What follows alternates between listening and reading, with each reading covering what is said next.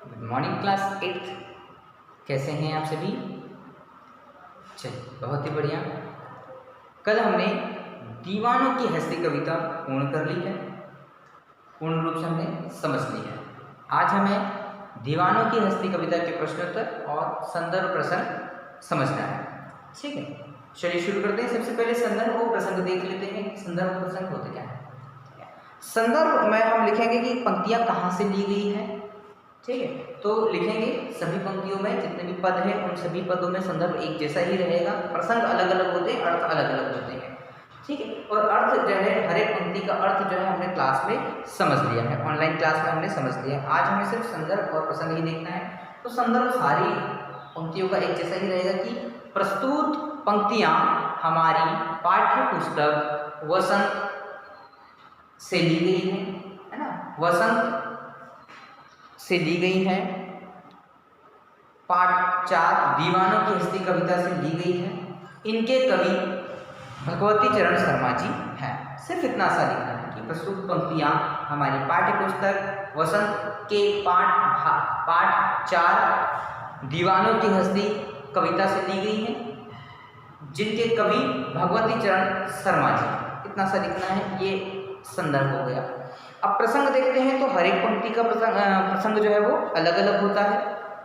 प्रसंग का मतलब है कि कवि ने किस बारे में बातें की है ना, कवि ने किस बारे में बातें की, किस बारे में हमको बताया है। जैसे कि हम पहला वाला पद है हमारा कि हम दीवानों की क्या हस्ती है, आज यहाँ कल वहाँ चले, मस्ती का आलम साथ चला, हम धूल उड़ाते वहाँ चले, आए बनकर उल्लास भी वाला जो पंक्ति है उसका प्रसंग हम देखते हैं। तो प्रस्तुत पद्यांश में कवि ने जीवन की मस्ती को प्रस्तुत किया है कि जीवन में किस तरह से मस्त मौला रहना चाहिए, है ना। और मस्त मौला लोग जीवन के प्रति सामान्य से अलग दृष्टिकोण रखते हैं। इस तरह की बातें उन्होंने बताई।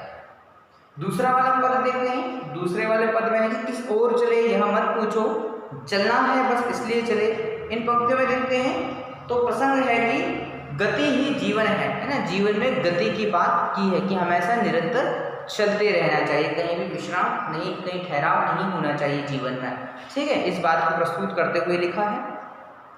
तीसरा और अंतिम पद है कि हम भिखमंगों की दुनिया में स्वच्छंद लुटाकर प्यार चले। ठीक है, तो प्रस्तुत काव्यांश में कवि ने दुनिया के लोगों के विचारों का व्यंग्यात्मक शैली में उत्तर दिया कि लोग किस तरह से विचार रखते हैं, है ना, लोग किस तरह से सोचते हैं उनके बारे में। ठीक है, और लोगों के विचार कैसे होते हैं उन पर उन्होंने तीखा व्यंग्य किया है। ठीक है, ये था। अब देखते हैं प्रश्नोत्तर। प्रश्नोत्तर में देखते हैं सबसे पहले कविता से, है ना, कविता से प्रश्न है, फिर उसके बाद में कविता से आगे। ठीक है, चलिए देखते। 3 प्रश्न हैं और तीनों प्रश्नों के उत्तर देना है। फिर उसके बाद में कविता से आगे, तो कविता से आगे जो प्रश्न है उन प्रश्नों के उत्तर कॉपी में नहीं लिखेंगे और उनके उत्तर भी नहीं देना है। अनुमान और कल्पना, अनुमान और कल्पना को आपको पढ़ना है, समझना है, लेकिन इसके प्रश्नोत्तर कॉपी में नहीं करेंगे। कॉपी में सिर्फ कविता से ही लिखना है जो पेज नंबर 21 पर दिया हुआ है। चलिए शुरू करते हैं। पहला प्रश्न है, कवि ने अपने आने को उल्लास और जाने को आंसू बनकर बह जाना क्यों कहा, है ना, कि जब वो कवि ने अपने आने को उल्लास, है ना, कवि जब आता है या उन्मादी व्यक्ति आता है, मतवाला व्यक्ति आता है तो उसको उल्लास कहा है, और जब जाता है तो उसको आंसू कहता है। आने को उल्लास कहा है और जाने को आंसू कहा, तो ऐसा क्यों कहा है, उन्होंने विरोधाभास क्यों रखा है। तो कवि फाकामस्त है, कवि मदमस्त है ना, मदमस्त जीवन जीता है। कवि का मतलब यहाँ पर ये निकालिए कि मतवाला व्यक्ति। ठीक है, कवि ने मतवाला व्यक्ति बनकर के कविता लिखी है, तो वो कहते हैं कि कवि मतवाला जीवन जीता है और वह भ्रमणशील है, मतलब घूमता रहता है, इधर से उधर घूमता रहता है। वह जहाँ भी जाता है खुशियाँ लुटाता है, कभी जहाँ भी जाता है वो खुशियाँ लुटाता रहता है और किसी से कुछ लेता नहीं है। इसलिए उसके आने से किसी को ईर्ष्या या द्वेष नहीं होता है ना, वो किसी से कुछ लेता नहीं है। जब आपसे कोई लेगा नहीं तो आपको कोई तकलीफ नहीं है, जब लेता है तो तकलीफ होती है ना।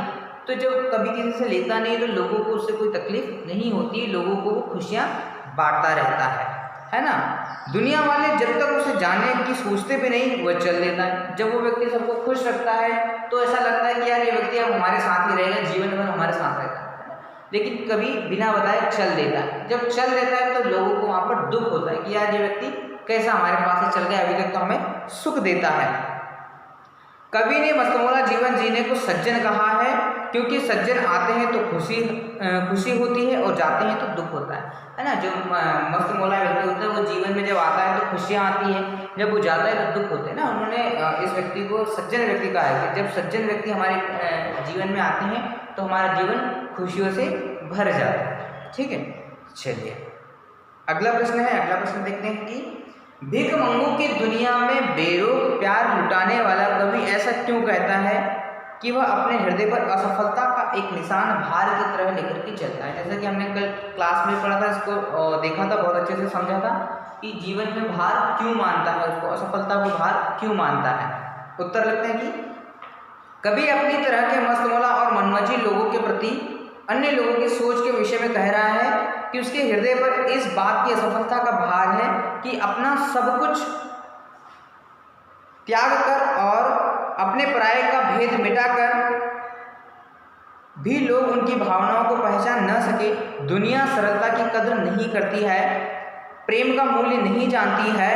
दुनिया को कवि ने भिखमंगों की दुनिया कहा है। कवि लोगों की संकीर्ण सोच और आसक्ति से निराश है। ठीक है, कवि ने अपना सब कुछ लुटा दिया, खुशियाँ दे दी, परिवार दे दिया, सब कुछ दे दिया, है ना। और उसके साथ में कवि के जैसे और लोग भी हैं मस्तमौला व्यक्ति, वो भी अपना जीवन समाज में लगा दिए, लेकिन फिर भी लोग उनको सम्मान नहीं दे पाए, लोग उनको मान सम्मान नहीं दे पाए, उनके विचारों को समझ नहीं पाए, उनकी सोच को समझ नहीं पाए हैं।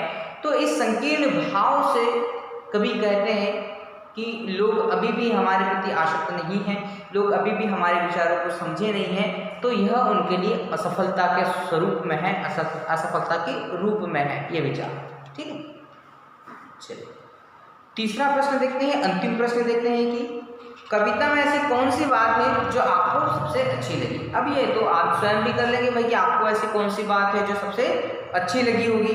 ठीक है, कि भाई जीवन के प्रति तटस्थ भाव रखने की जो भावना प्रकट हुई है वह सबसे अच्छी लगती है ना। कि जीवन में आपको तटस्थ रहना है, आपके भाव तटस्थ रहना है। भाव तटस्थ रहने का मतलब ये है कि जीवन में सुख भी आए तो बहुत ज़्यादा उल्लास नहीं मनाना है, बहुत ज़्यादा पटाखे नहीं फोड़ना है, बहुत ज़्यादा खुशियाँ नहीं मनाना है। दुख भी आ जाए तब भी बहुत ज़्यादा गहरे दुख में नहीं जाना कि अरे बाप रे अब क्या होगा, अब क्या होगा, ऐसे नहीं करना है। एकदम तटस्थ रहिए ना। खुशियाँ आई है तो खुशियाँ मनाइए, दुख आया है तो थोड़ी समय के लिए दुख आया है, जीवन भर के लिए तो आया नहीं है। तो इतना भी दुख मत बनाइए कि आने वाला भविष्य ही खतरे में हो जाए, आने वाले भविष्य की चिंता ही नहीं रहे, है ना। तो इतना दुख भी मत बनाइए। इस बात का जो है उल्लेख बहुत अच्छे से कवि ने किया है और यही बहुत अच्छी भी लगती है। बाकी आप लोगों को और जो भी इस कविता में बहुत अच्छा लगता है वो आप इसमें लिख सकते हैं कि कौन सी पंक्ति आपको बहुत अच्छी लगी, कौन से विचार कवि के हैं जो वो आपको बहुत अच्छे से समझ में आए हैं या बहुत अच्छे लगे हैं, जिनसे आप प्रेरित हुए हैं,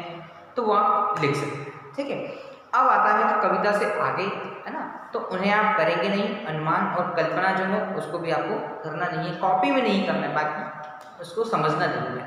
ठीक है, तो इन 3 प्रश्नों के उत्तर आपको कॉपी में लिखना है। संदर्भ प्रसंग की व्याख्या भी आपको लिखना, संदर्भ भी लिखेंगे हर एक पंक्ति का, प्रसंग भी लिखेंगे हर एक पंक्ति का, मतलब हर एक पद का, जो 4-4 पद है ना, 4-4 लाइनों का एक पद है, उनका लिखेंगे आप। ठीक है, और उनकी व्याख्या भी लिखेंगे जिस तरह से मैंने ऑनलाइन क्लास में समझाई है, उन सबकी व्याख्या भी आपको लिखना है। ठीक है, आप इस पाठ के प्रश्न पूर्ण कर लीजिएगा तो ये हमारी तरफ से पूर्ण पाठ हो जाएगा। अब फिर शनिवार को रहता है कल, तो उसका टेस्ट होगा, है ना, जो कि ऑनलाइन क्लास में बता दिया है आपको किस पार्ट का टेस्ट लेना है। ठीक है, थैंक यू।